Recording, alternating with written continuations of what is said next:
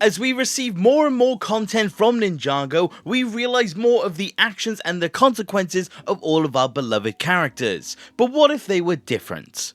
How could the entirety of the Ninjago timeline change dependent on one small detail change? How does the butterfly effect occur when you do alter Ninjago seasons? And I have gone out of my way to try and prove that with multiple different incarnations of what if videos, and I've always gone by your own suggestions, and this time is no different. So today we are going to take another jab at the Ninjago timeline. We are going to change one event and see how things may be different. And in this one, we are going to answer the question of, what if Zane never sacrificed himself in Season 3? Or, what if Zane never became the Titanium Ninja? It's an interesting one, and you may not expect the answer. But let's see how things would be different in this what if.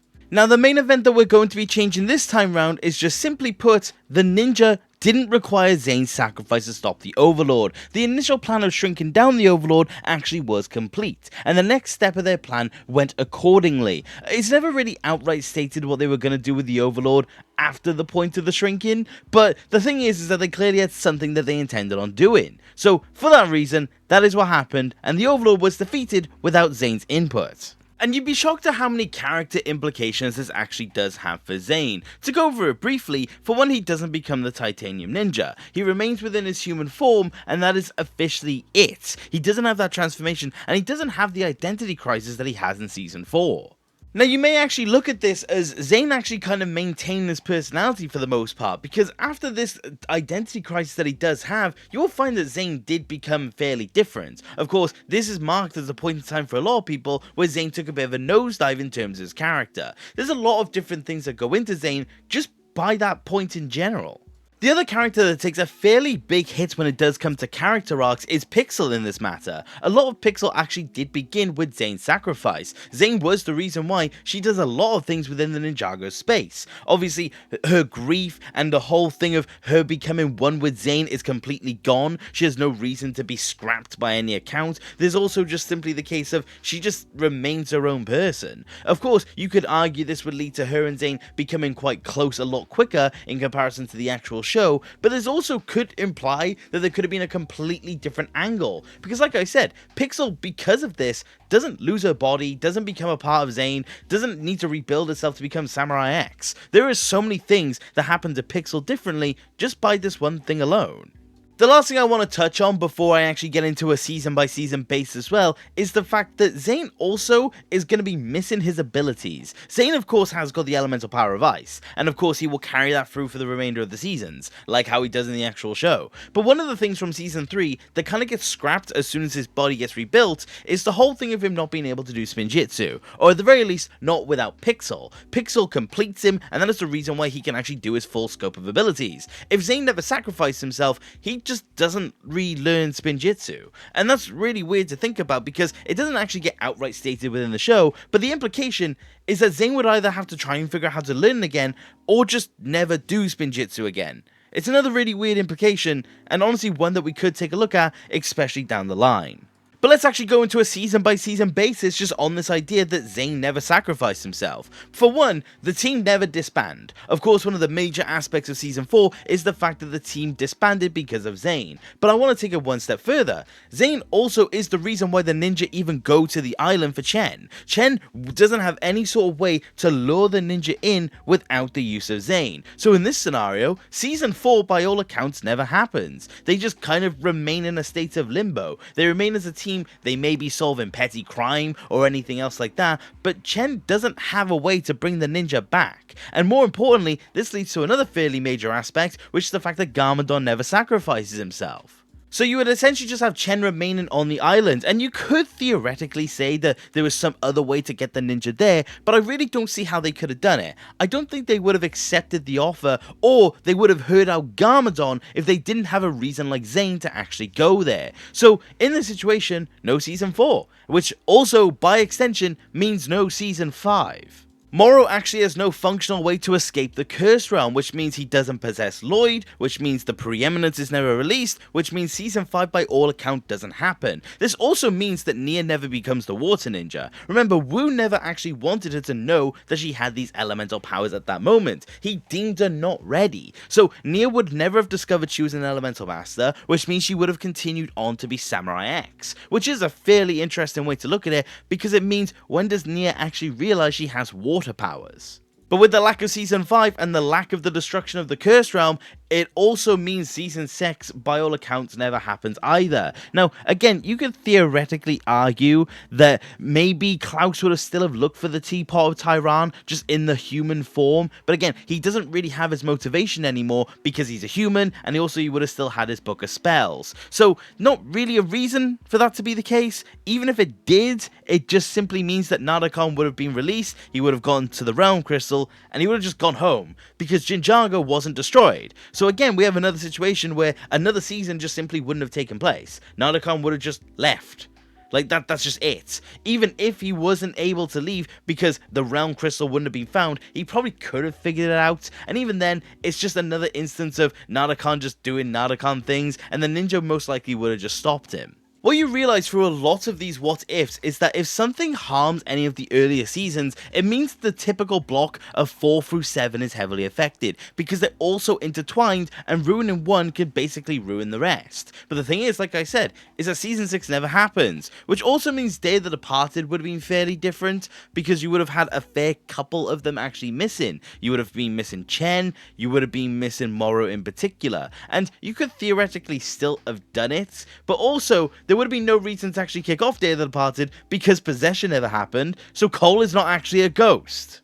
It is just extremely funny to me that all of these seasons just don't happen because Zane never sacrificed himself. It really is the linchpin for a lot of different seasons. The thing is though, is that the season that would have, by all accounts, have happened was Season 7. Season 7, for the most part, could have been done. There's no reason for it to have not been the case. Zane doesn't really have an effect on the story. The only thing is that it's a little bit dicey because of whether or not Pixel becomes Samurai X, and also is Nia a Water Ninja by this point. I personally would believe that Nia would have been the Master of Water by now. I think they would have just simply pushed the Master of Water stage to around the point of Season 7 with the return of Kai and Nia's parents. But that's again, I don't really know if that affects anything in particular. Of course, Lloyd is saved by Samurai X at one point, but the thing is, you could still argue that Pixel may have been able to do that. It doesn't mean Pixel never becomes a fighter, it just means that she may have not been Samurai X. It's a complete hypothetical, but I really don't think Season 7 is all that much different.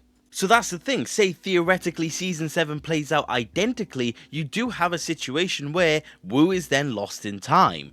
But there is one particular difference. Remember, Garmadon would still be alive in this entire situation. And Garmadon had no reason to sacrifice himself in Season 4, because the whole thing of the Anaconda don't happen. So they actually do have a new objective, to find Wu like Lloyd initially states in Season 7. And that's the thing, they do have time and they would have still found Wu, because Season 8 wouldn't have happened either.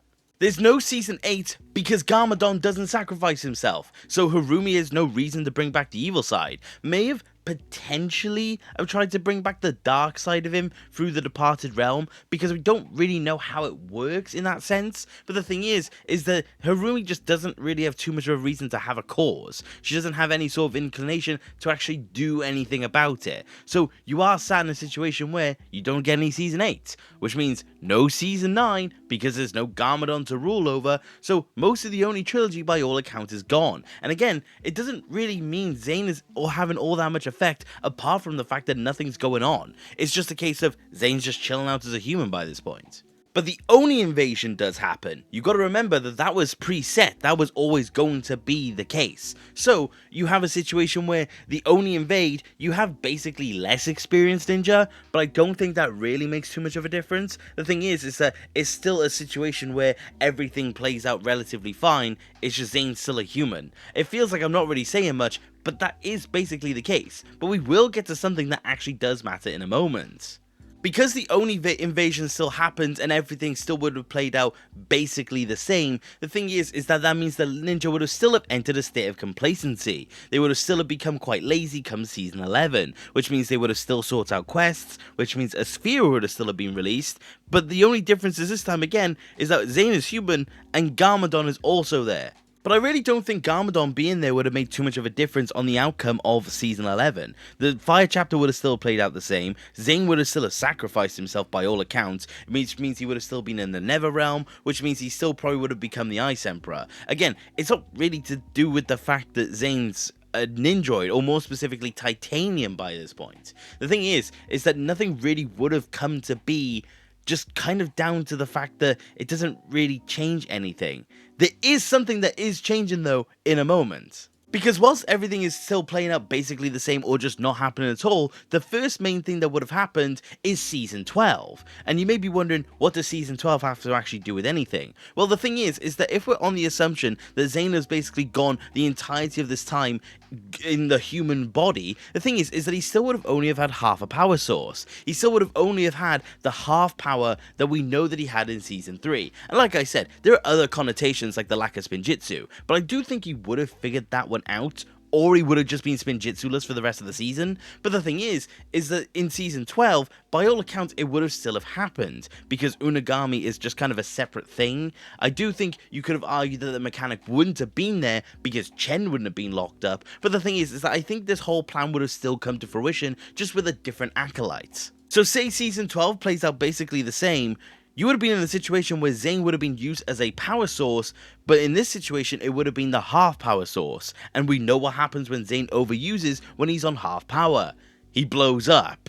So the mechanic or any other acolyte that would have been doing this for Unagami would have utilized Zane like how it's happening in the real show. But in this situation, Zane would have overloaded. If you think about it, this is the first major instance where Zane would have been put in harm's way that doesn't involve something that's been erased from the canon. If you look at it, this is the first moment where he would have been seriously damaged. If you look back to any other instance of Ninjago, it doesn't happen. The main thing being the Zane versus Mr. E fight in Season 8. That's the first time he got majorly damaged after the events of Season 3. But in this moment, it wouldn't have happened. So this is the first experience for it. So whoever hooked Zane up to this power source like we do see in the actual season would have actually have created the same effect that Zane had when he actually fought against the Overlord. So instead of Zane sacrificing himself in Season 3, he gets blown up in Season 12. And that's the thing. This would by all accounts get rid of Zane, because it's the exact same effect. Overloading Zane's power source we know for a fact is a problem, and this would have done it because it basically did it in Season 12 as well when he was in full power. So this means if Zane never sacrificed himself in Season 3, he would have exploded in Season 12, which is really funny because it's such a boring season. But the thing is that this is where Zane by all accounts should have met his end, because this would have been his first stroke with a major power overload like we saw before. And that's why I want to know, do you guys think this is where the end would come for Zane? Because in my eyes, this is where it would have happened. If this season happened exactly how it should have, this is how Zane would have gone. And honestly, that's really interesting to think about. Because this means there would have officially been no Master of Ice, and of course the power would have found a new host. But the case is that Wood would have been able to find that master and being able to train that person within a decent time frame. Say that isn't the case. Say Zane is gone from this point onwards and Ice is officially missing. Season 13 wouldn't have really been any different. Zane helps Kai, but it's more of a Kai thing. Season 14, again, he's not really doing too much in Seabound, so it's not really an issue. He doesn't do too much in the island either. It's mainly Crystallized that is affected by the lack of Zane. To begin with, they wouldn't have been able to freeze over Nia in an aqueous state. He keeps Nia stable for a while until Skylar turns up. But the thing is that Skylar is using the power of ice. So Nia would never have been able to maintain her form, and it's likely that she wouldn't have been an aspect of Crystallized in this given scenario. Also, without the Master of Ice, we wouldn't have been able to fulfill the prophecy when it does come to dragon form. If Zane is not there, the prophecy quite literally cannot be fulfilled. So the Overlord basically would have won. This is of course assuming that the Overlord is following the same path that we do know he has before now in the canon timeline. But the thing is that the Overlord hasn't got the Master of Ice to fulfill the prophecy anymore. So it means that everyone would have met their fate come Crystallized. And that is really bleak in retrospect, because it just means that one missing aspect completely overthrows the entirety of a realm. Of course, then, you do have further aspects, such as what happens when it comes to Dragon's Rising.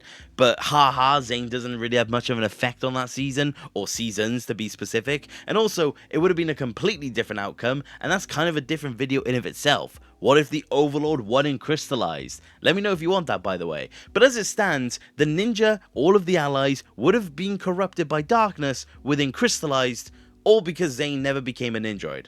And again, it just goes to show like how in every single one of these videos that I do, how one little effect has such a different outcome. Zane not making that ultimate sacrifice leads to so much being different. Missing seasons, death, all of the things that you can honestly imagine, which is just really interesting to know. But honestly, this is my scenario when it does come to this what if, and I want to know what you guys think, and if you guys do agree with my timeline. If you don't, I would love to know what your version of events would be. Personally speaking, I don't see how it could have been any other way. The first time, like I said, that Zane's in danger is season 12 in this given scenario, and honestly, I just don't think he could have walked away from it. But this is why I want to pass it off to you guys.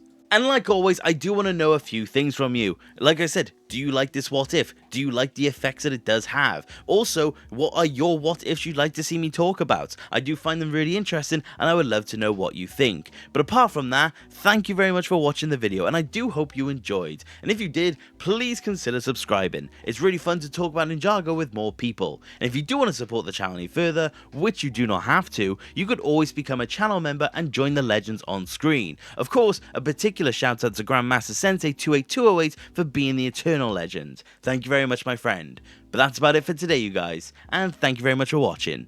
Take care. Okay, bye!